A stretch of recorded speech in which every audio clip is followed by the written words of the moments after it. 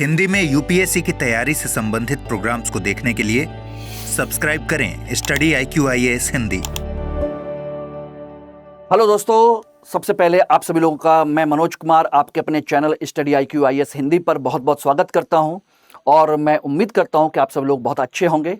ठीक है, तो दोस्तों आज हम लोग एक विशेष रणनीति पर चर्चा करने जा रहे हैं और वो रणनीति है कि हम सेल्फ नोट्स कैसे और क्यों बनाएं, यानी कि सेल्फ नोट्स बनाने की एक विशेष रणनीति, एक नई रणनीति जिस पर हम लोग आज चर्चा करेंगे, यानी कि सेल्फ नोट्स की इंपॉर्टेंस और उसकी रणनीति पर हम लोग चर्चा करेंगे कि क्या महत्व है और कैसे इसको हम इस्तेमाल करना चाहिए। जो लोग आप में से 2025 या 2026 में अपना सिलेक्शन सुनिश्चित करना चाहते हैं, उन लोगों के लिए ये जो रणनीति है दोस्तों बहुत ही कारगर है, बहुत ही इंपॉर्टेंट है और मैं गारंटी दे रहा हूं अगर इस रणनीति का आपने पालन किया, फॉलो किया तो डेफिनेट आप लोगों का सिलेक्शन श्योर होगा। नहीं तो आप भटकते रहिएगा, फिर मैं कुछ नहीं कह सकता, ये डेफिनेट है। इसमें आपको कुछ चीजों को ध्यान रखना है, बस एक क्या चीज है, सिलेक्शन पाने के लिए, अपने सपने को सच करने के लिए थोड़ी मेहनत तो करनी ही पड़ती है और ऊपर से जब कंपटीशन इतना ज्यादा बढ़ने लगे, सारी चीजें होने लगे, तो फिर आपको सबसे आगे आने के लिए थोड़ा हार्ड वर्क तो करना पड़ेगा और हार्ड वर्क के साथ साथ में अगर स्मार्ट वर्क हो जाए तो सफलता श्योर हो जाती है। तो जो आज की रणनीति है दोस्त, वो आपके स्मार्ट वर्क की ही है। बस स्टार्टिंग के 10 से 15 दिन थोड़ी सी आपको लगेगा कि यार ये क्या आ गया, लेकिन एक बार अगर ये काम हो गया ना तो आप खुद कहेंगे कि सर इससे बेहतर कोई चीज नहीं हो सकती। देखिए, ये आप अच्छे से जानते हैं, कोई भी टॉपर हो यूपीएससी का, इस साल का, पिछले साल का या उससे पहले साल का, कोई भी टॉपर अगर ये कह दे कि सेल्फ नोट्स मत बनाओ, किसी के बने बनाए नोट्स ले लो, तो मैं सोचिए पढ़ाना बंद कर दूंगा, पूरी लाइफ में कभी नहीं पढ़ाऊंगा। अगर कोई कह दे क्या नहीं दूसरे के नोट्स बढ़िया है, अपने नोट्स खराब हैं, कोई नहीं कहेगा, क्योंकि सबने अपने नोट्स बनाए, क्योंकि ये कंपटीशन है माय डियर। इस कंपटीशन में आपको सबसे बेहतर परफॉर्म करना होता है और बेहतर परफॉर्म तभी कर सकते हैं जब आपके अपने खुद के हथियार हों। दूसरों के हथियारों से जंग नहीं जीती जाती। और दूसरा, अपने नोट्स होंगे तो आपको पता होगा कि क्या है, कैसे है, किस तरीके से है, इसमें कौन सी चीज लिखी हुई है और आसानी से रिवीजन भी कर सकते हो, है कि नहीं। इसलिए जानना जरूरी है कि आखिर हम सेल्फ नोट्स कैसे बनाएं, लेकिन उससे पहले ज्यादा जरूरी है कि हम सेल्फ नोट्स क्यों बनाएं, क्यों जरूरी है, उसके पीछे रीजन है। ध्यान रखना, जो दो तीन चार में चीजें मैं आपको बताने जा रहा हूं उसको समझ ली कि हमें क्यों जरूरी है। नंबर पहली बात, भटकाव से बचने के लिए, भटकाव से बचने और एक जगह पर केंद्रित होने के लिए, एक जगह केंद्रित होने के लिए, यानी कि अपनी पूरी की पूरी स्टडी को सेंट्रलाइज करना और भटकाव से बचना। क्यों? क्योंकि ये आप अच्छे से जानते हैं कि आज की डेट में जैसे जैसे डिजिटल टेक्नोलॉजी बढ़ रही है, वैसे वैसे हम लोगों की पहुंच संसाधनों तक बढ़ चुकी है। अब किसी भी कोचिंग का नोट्स ऑनलाइन, ऑफलाइन, हर तरीके का नोट्स अवेलेबल है। तो बहुत सारे हिंदी माध्यम के छात्र इसी वजह से परेशान हो जाते हैं कि वो हर तरह का नोट्स अपने फोल्डर में या अपने फोटोकॉपी करके अपने पास रखे रहते हैं, फोल्डर में अपने पास रखे रहते हैं, और उसको जब पढ़ने की बात आती है कि इसमें से पढ़ करके हम कैसे करें, तो फिर कंसंट्रेशन बनता नहीं है। सेंट्रलाइज क्यों नहीं बनता? क्योंकि किसी नोट्स में कोई बात लिखी है, किसी नोट्स में कोई बात लिखी है, किसी नोट्स में कोई बात लिखी है, आखिर तीनों को मैनेज कैसे करें? तो संसाधन तो बहुत हैं लेकिन उसका उपयोग नहीं कर पाते। दूसरा, संसाधनों का सही उपयोग करने के लिए, संसाधनों का सही उपयोग करने के लिए, उपयोग करना। अब आपके पास बहुत सारे रिसोर्स हो गए, किताब भी है, देखिए ध्यान रखिएगा, पॉलिटी किताब ले लिए, लक्ष्मीकांत भी है, सुभाष कश्यप भी है, किताब भी है, ठीक है ना। इसके अलावा आपने कोई गाइड भी ले रखी है किसी कहने पर, ठीक है ना, कोई भी गाइड हो सकती है। उसके अलावा आपने 2-4 नोट्स भी ले रखे हैं, उस कोचिंग का पॉलिटी का नोट्स, इस कोचिंग का पॉलिटी का नोट्स, 2 नोट्स ये ले रखे हैं। उसके अलावा आपने क्या कर रखा है, ऑनलाइन भी कुछ पीडीएफ मिल गई हैं किसी किसी की, किसी ने तारीफ कर दी उसका है, उसको भी ले लिया। अब बताइए इन सबको मैनेज कैसे करोगे, कैसे मैनेज करोगे? क्या आप एग्जाम से पहले इन सब का रिवीजन कर सकते हो? नहीं। नंबर 3, इसका मतलब है आपके अंतिम समय में रिवीजन करने के लिए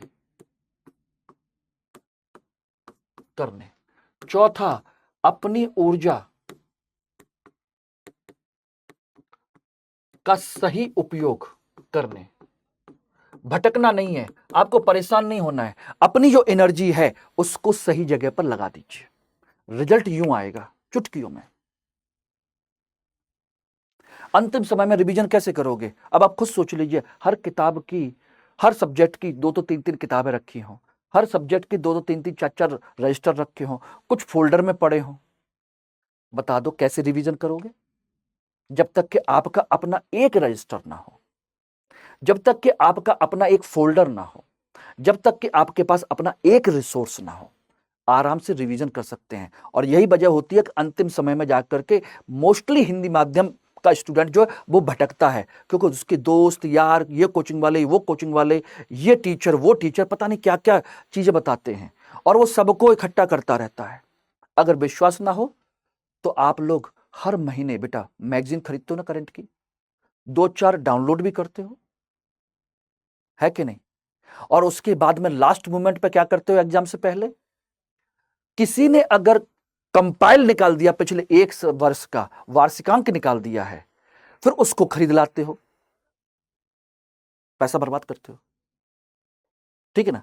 जब वार्षिकांक ही खरीदना था तो साल भर अलग अलग मैगजीन क्यों खरीदे, अलग अलग डाउनलोड क्यों खरीदे? एक ही जगह पर जो लास्ट में इकट्ठे करके दे देते उसी को पढ़ लेते। क्यों किए? सर रिवीजन करने के लिए। अरे भाई, जो कंपाइल करके देता है, इकट्ठी करके देता है, उसमें सारी चीजें नहीं आती और आपका लास्ट मोमेंट पर रिवीजन उतने ही पॉइंट पर रह जाता है जितना कि उसमें रहता है, यानी सारी चीजों का रिवीजन भी नहीं हो पाता। क्यों? क्योंकि आपने अपने से नोट्स जो बनाए हुए थे, कुछ भी था या पहले पढ़ा हुआ था, उसको सारी चीजों का रिवीजन नहीं कर पाए। और जब एग्जाम में क्वेश्चन आता है तो क्या होता है, एग्जाम में जब क्वेश्चन आता है तो यही लगता है यार कहीं कहीं सुना सुना सा है और कॉन्फिडेंस नहीं आता और 50-50 में मर जाते हैं, यानी कि आधा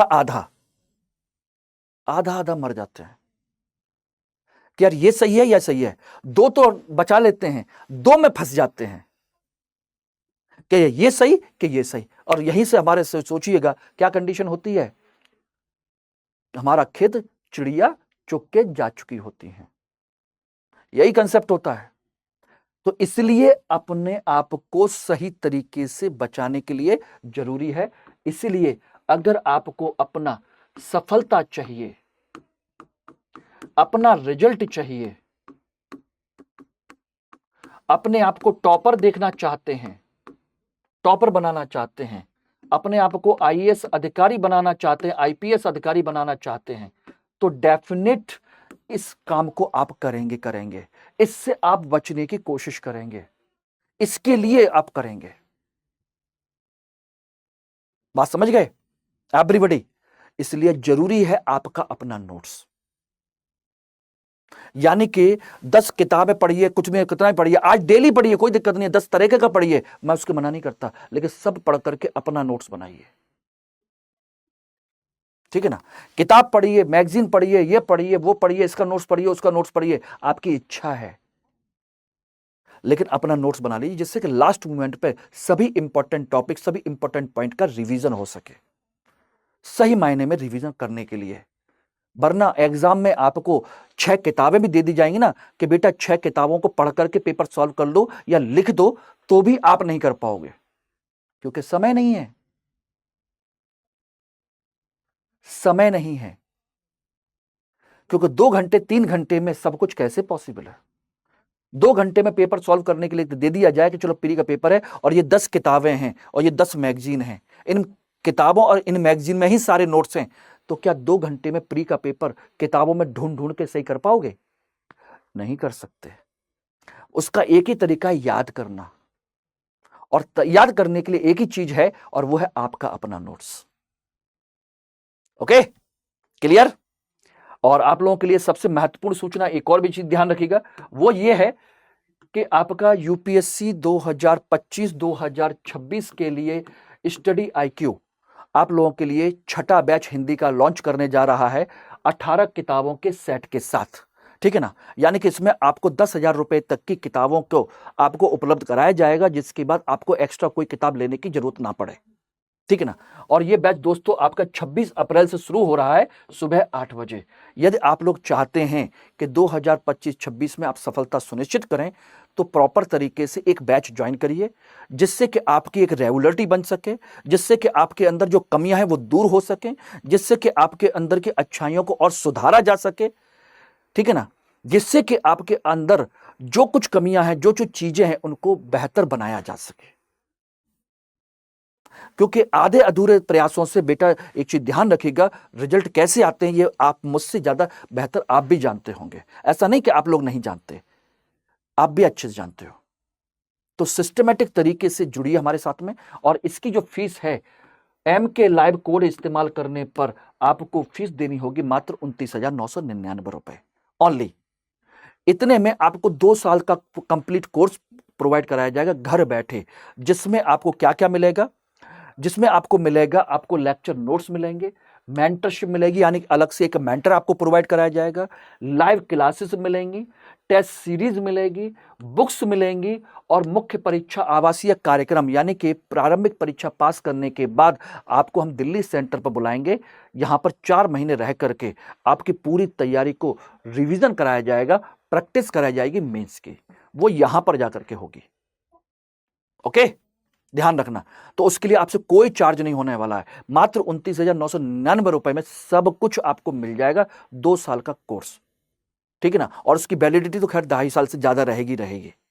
अब आप खुद सोच लीजिएगा, 1,000 रुपए महीने का नहीं पड़ रहा, और उसमें आपको बेहतरीन चीजें आपको पर डे प्रोवाइड कराई जाएंगे। जो सोचिए कि इसमें सीसेट की क्लास, निबंध की क्लास आपको सेपरेट है। ओके, और एक चीज और आपके लिए अनाउंस करना है, बहुत इंपॉर्टेंट है, कि आप में से जो भी छात्र इतिहास वैकल्पिक विषय को रखना चाहते हैं, तो उन लोगों के लिए बहुत बड़ी खुशखबरी है कि आप लोगों का जो बैच है इतिहास वैकल्पिक विषय स्टडी IQIS पर हिंदी में 6 मई से बैच लॉन्च हो रहा है। ठीक है ना? दोपहर में 1 बजे आप क्लास ज्वाइन कर सकते हैं 6 मई से, और ये बैच मैं खुद स्टार्ट कर रहा हूं। ठीक है ना? ध्यान रखिएगा। और ये लाइव बैच क्लास और टेस्ट सीरीज दोनों इसमें रहेंगी। लगभग 500 घंटे के आसपास का पूरा शेड्यूल है, 5 घंटे, 5 महीने का, लगभग 5 साढ़े 5 महीने का इसमें कंप्लीट। और टारगेट एक ही है कि आपके हिस्ट्री में अगर आप लेते हैं तो मेरे साथ जुड़ करके आप लोग दोस्तों ध्यान रखना, आपको 300 प्लस अंक उपलब्ध कराए जाएं, और इसके माध्यम से एक अच्छी रैंक आपको दिलवाई जाए। अगर आप चाहते हैं अच्छी रैंक के साथ सिलेक्शन लेना, तो आप इतिहास वैकल्पिक विषय का चयन कर सकते हैं, मेरे साथ जुड़ सकते हैं, और एश्योर करता हूं मैं आप लोगों को कि 300 से ज्यादा नंबर मैं दिलवा के रहूंगा। जब मैं खुद 60% से ज्यादा नंबर ला सकता हूं, तो आप लोगों को दिलवा भी सकता हूं।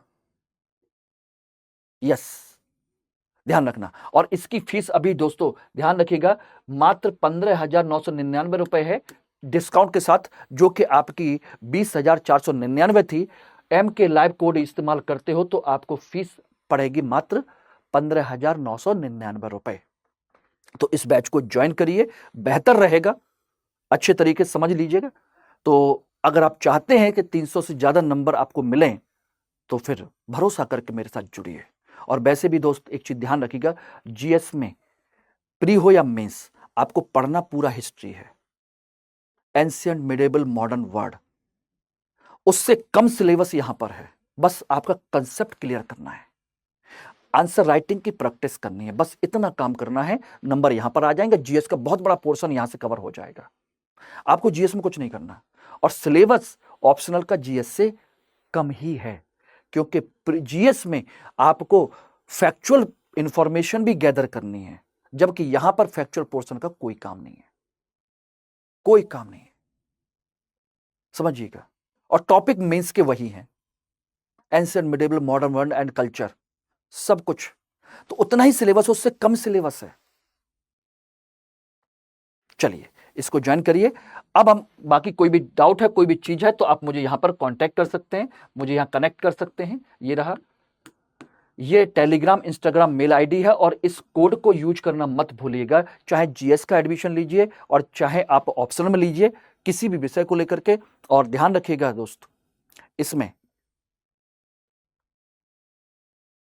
कि अगर किसी भी तरह का कोई डाउट है तो यहां पर आप मुझे कांटेक्ट कर सकते हैं, ठीक है ना।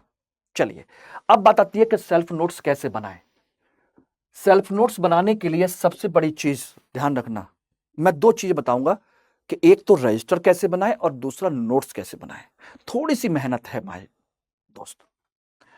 रजिस्टर कैसे बनाएं तो उसके लिए ध्यान रखिएगा, एक ये रजिस्टर बनाने का कंसेप्ट है, एक पेज है, एक पेज के केवल 2/3 पोर्शन पर आप नोट्स बनाइए, इस तरीके से जगह छोड़ करके आराम से टॉपिक वाइज, इस तरीके से इसको नोट्स बनाइए। और 1/3 पेज को ब्लैंक छोड़ दीजिए, 1/3 पेज को बिल्कुल ब्लैंक छोड़िए, जिससे कि उसी टॉपिक को जब आप किसी भी बुक से या किसी भी नोट्स से पढ़ें तो ये आपके अलग कलर के पेन से उसमें नोट्स ऐड करने के काम आएगा। नोट्स ऐड करना यानी कि नए पॉइंट ऐड करना इसमें उसी टॉपिक से रिलेटेड। तो एक ही रजिस्टर में आप जाएं, जितने सोर्स पढ़िए, ध्यान रखना, तो ये आपके लिए जरूरी है। 1/3 2/3 का इसमें नए नए पॉइंट यहां पर जोड़ सकते हो, अलग अलग कलर से नए नए पॉइंट जो भी इससे संबंधित हैं। और जरूरत पड़े तो इसके पीछे पेज को और चिपका दीजिए, पेज को चिपका दीजिए तो भी काम हो जाएगा। लेकिन नोट्स और रजिस्टर एक ही होना चाहिए, यानी कि एक विषय एक रजिस्टर का सिद्धांत होना चाहिए, इस तरीके से। हाँ, वो अलग बात है कि उसके 2 रजिस्टर बन जाएं, अलग बात है, मोटे रजिस्टर पतले रजिस्टर है 2 बन जाए, वो कोई प्रॉब्लम नहीं है। लेकिन एक विषय एक रजिस्टर का सिद्धांत होना चाहिए, एक ही जगह पर पूरा मैटर होना चाहिए। चाहे किताबें 10 पढ़िए, 10 नोट्स पढ़िए, कुछ भी पढ़िए, उनको हटाते जाइए। जो पढ़ चुके हो उनके नोट्स यहां पर आ जाने चाहिए, एक्स्ट्रा पॉइंट यहां आ जाने चाहिए, और उसके बाद उनको हटाते जाइए। दिखाई नहीं देनी चाहिए कि यह किताब रखी है हमारी। बोले सब कुछ इसमें आ गया है, लास्ट मोमेंट पे यही रिवीजन का काम करेगा, लास्ट मोमेंट पे। बात समझ गए नहीं? क्लियर है? तो रजिस्टर कैसे मेंटेन करेंगे? आपको इस तरीके से, एक विषय एक रजिस्टर, चाहे किताब हो, नोट्स हो, या कुछ भी हो, कहीं से भी पढ़िए, चाहे करंट का कोई क्यों ना हो, इसी तरीके से अपना रजिस्टर नोट्स वगैरह तैयार करते चलिए। यानी टेबल पर जितना कम वजन होगा उतना बेहतर रिवीजन होगा, उतना बेहतर कंसंट्रेशन बनेगा, उतना बेहतर आप अपने अंदर कॉन्फिडेंस आएगा, क्योंकि यह गेम कॉन्फिडेंस का भी है, यह ध्यान रखना। दूसरा, इसमें एक चीज और ध्यान रखिएगा। अब जो दूसरी चीज है कि नोट्स और कैसे बनाएं, किस तरीके से बनाएं, कंटेंट कैसे बनाएं, तो ध्यान रखना इसमें जो नोट्स हैं, नोट्स के लिए आप 2 तरीके से चीजें करिएगा। पहले 2 तरीके से चीजें करने की आवश्यकता है, 2 प्रकार से। एक तो आप इंडेक्स बनाते चलिए, इंडेक्स यानी कि सूची। ध्यान रखिएगा, स्टार्टिंग के रजिस्टर के 1-2 पेज को छोड़ दीजिए, तो वहां पर सूची बनाते चलिए, कौन सा टॉपिक, ओके। जो सूची आपकी, जो टॉपिक तैयार होता जाए उसको टिक करते जाइए, यानी कि इंडेक्स में टॉपिक रहेंगे। आप पढ़ते समय या ढूंढते समय या कुछ भी सर्च करते समय कोई टॉपिक मिल जाता है, उसको लिख लीजिए। जो टॉपिक तैयार हो जाए उसको सामने इसको लिखते जाइए, और हो सके तो उसके सामने पेज नंबर और लिख दीजिए, किस पेज नंबर पर है। इससे क्या होगा, आपके रजिस्टर में पता चल जाएगा कि आपका यह टॉपिक है कि नहीं है, और किस जगह पर है, कितने पेज नंबर पर है। यानी कि इसका मतलब आपको पेज नंबर डालने पड़ेंगे, क्योंकि कुछ टॉपिक छोटे छोटे होंगे और कुछ टॉपिक बड़े होंगे। सब्जेक्ट की तो कोई प्रॉब्लम नहीं है, लेकिन करंट के टॉपिक की प्रॉब्लम आ जाती है कभी कभी। इस तरीके से एक काम तो ये करना है। दूसरा काम इसमें जो ध्यान रखेगा, दूसरा काम क्या करना है कि हम इसमें से कंटेंट कैसे तैयार करें।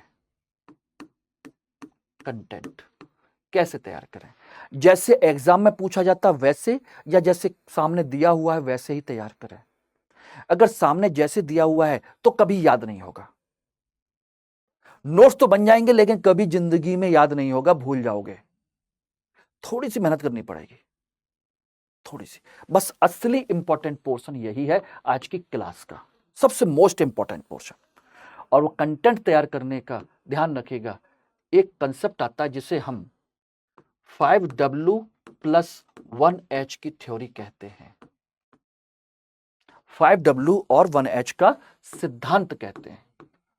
इसी सिद्धांत पर आप करंट तैयार करिए, चाहे सब्जेक्ट तैयार कीजिए, कुछ भी तैयार कीजिए, इसके सिद्धांत पर ही आप उस चीज को तैयार करिए। थोड़ी सी मेहनत लगेगी, जब एक बार नोट्स बन जाएंगे तो चुटकी में याद हो जाएगा, फिर ना प्री रुकेगा और ना मेंस रुकेगा। यह डेफिनेट है, ना प्री रुकना है और ना मेंस रुकना है, यह ध्यान रखना, ठीक है ना। तो 5W प्लस 1H का सिद्धांत है क्या, वो मैं आपको डिस्कस कर दे रहा हूं, उसको समझ लेना। 5W में बात करेंगे, कोई भी चीज है तो व्हाट, यानी कि क्या, वेयर कहां, हु कौन, व्हेन कब। कोई भी घटना होती है, कोई भी पॉइंट होता है, कोई भी चीज होती है तो आपके यही 4 5 6 चीजें होती हैं। कोई भी टॉपिक उठाइए, अशोक का धम्म, यह है क्या, किसने प्रतिपादित किया था धम्म, अशोक ने। कब किया था, तब किया था। कहां किया था, बोले ये इसकी जरूरत नहीं है, तो किसी खास जगह से संबंध इसका नहीं है, तो ओके छोड़ दीजिए, ठीक है ना। अब आ जाइए, अब ये तो हो गए आपके फैक्चुअल पोर्शन के लिए, किसके लिए, फैक्ट्स के लिए, यानी कि तथ्यात्मक जानकारी के लिए। थोड़ी सी मेहनत लगेगी इस तरीके से पढ़ने में और नोट्स बनाने में, लेकिन हां बहुत कम जगह में आपके नोट्स बनकर तैयार हो जाएंगे, क्योंकि किताबों में इतनी थ्योरी लिखी रहती है, पढ़ना कितना है, काम का जरा सा, ठीक है ना। अब इसमें अब अगली चीज आ जाइए, अगली चीज क्या है वो ध्यान रखिएगा। अगला जो पॉइंट है वो है आपका वाई, कोई भी घटना होती है तो क्यों हुई, और तीसरी हाउ, कैसे, क्यों और कैसे। ये दो संबंध हैं, ध्यान रखिएगा। ये आपके ये मोस्टली यूज होता है प्रारंभिक परीक्षा के लिए, प्रारंभिक परीक्षा के लिए, और ये यूज होता है आपका प्रारंभिक परीक्षा साथ के साथ मुख्यतः मुख्य परीक्षा।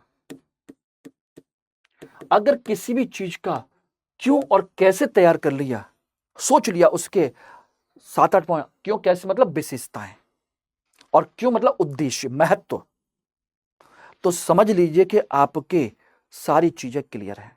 कोई भी टॉपिक उठाइए, बादल का फटना, बादल का फटना क्या होता है, ठीक है ना, ये कब फटता है, कौन सा समय होता है, बाकी इसकी जरूरत नहीं है, कहां फटता है, कौन फाड़ता है, इसको मतलब नहीं है, ठीक है ना। लेकिन क्यों फटता है, बात यह है, ठीक है ना। और इसके पीछे क्या कैसे प्रोसेस होता है, प्रोसेस क्या है। किसी भी सब्जेक्ट का उठाइए, इन 5 से 6 बिंदुओं के आधार पर अपना टॉपिक लिखिए, बस 6 बिंदुओं के अलावा 7वां बिंदु नहीं होता बेटा।